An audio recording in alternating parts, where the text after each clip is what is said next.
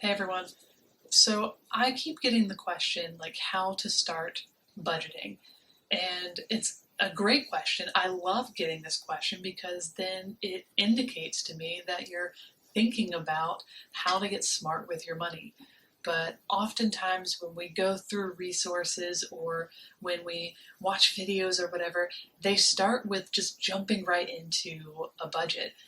I'm not going to do that today. I'm going to show you the easiest way in my mind to start drafting a budget, and it doesn't start with the budget at all. It first starts with tracking your money. Because in order to build a budget, you need to know what your kind of average spend is on certain categories, and if you think that's too high or too low based on what you really want to be accomplishing, the goals that you're trying to reach. So, what I'm going to have you do is start with tracking your money for an entire month.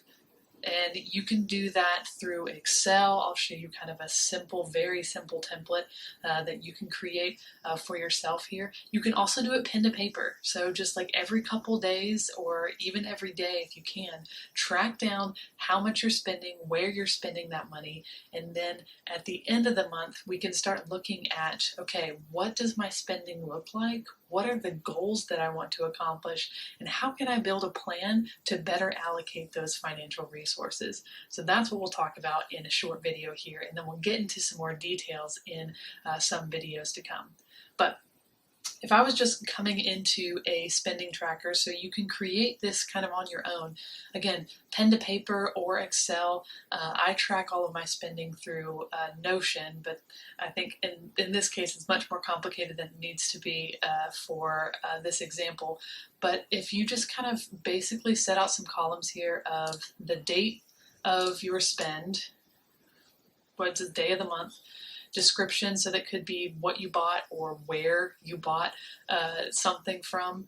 Category will be kind of these larger points of buckets that you can categorize your descriptions and spending in to kind of get you a better idea of what that looks like for you.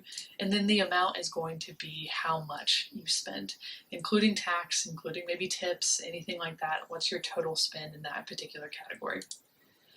Okay, so let's say that you track your spending for an entire month. Again, you've got the date of when you spent money in each item. Maybe it's multiple spending in a day. Description, so where you spent that money. It could be, rent. It could be you bought pizza. Maybe you had a Comcast bill. Maybe you bought some toiletries or some groceries, whatever that is, into some smaller descriptions. And then the category in my mind is going to be the buckets that we put these similar items in. So for instance, some of these will have their own bucket, like rent's going to have its own bucket, savings going to have its own bucket, but then you've got items in here that are all food related. You can put that in a budget bucket category here.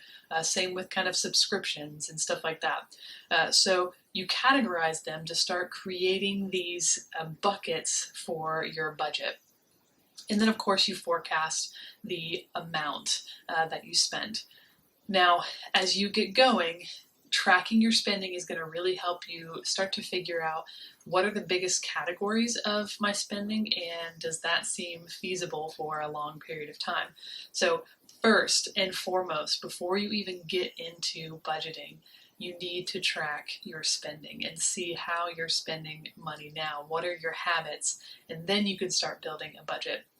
So very simply, I'm going to show you a template, and we'll dig into the details of this template in an additional video. But for now, what I want you to do after you kind of take that month of where am I spending my money, then you start categorizing it. Then you start really laying it out with a plan and get these kind of buckets in an orderly fashion here.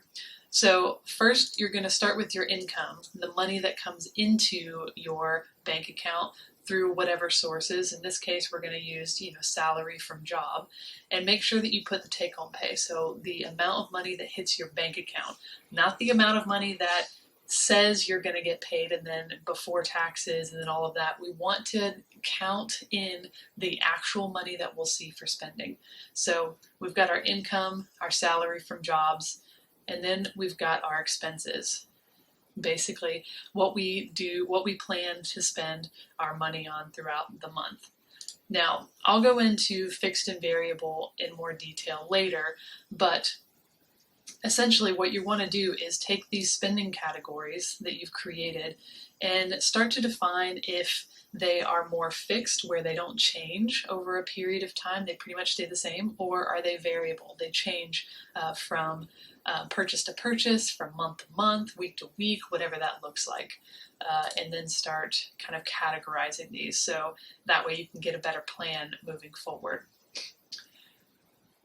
Now, the columns here are, the first one is estimated, so that's going to be your budget. Like at the beginning of August, after I've tracked all my spending for July, at the beginning of August, this is how much I estimate I'm going to spend in each category. And again, that should be based on real numbers that you've already accounted for. And I always say overestimate those numbers. So for instance, if last month you spent, $350 in food, maybe bump that up a little bit for the next month, just to give yourself a little bit of cushion. Or if you're trying to be better about your spending, keep it at that $350 mark, and then be more intentional about how you spend food in the future weeks, and then see if you can kind of knock down that average spending over time. So estimated column is going to be your budget that you create at the beginning of the month.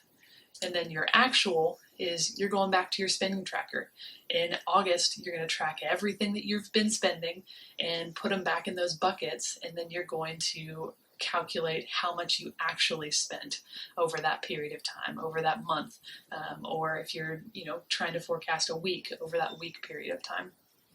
And then the variance is going to be the difference between the two. How accurate was your budget based on your actual spend?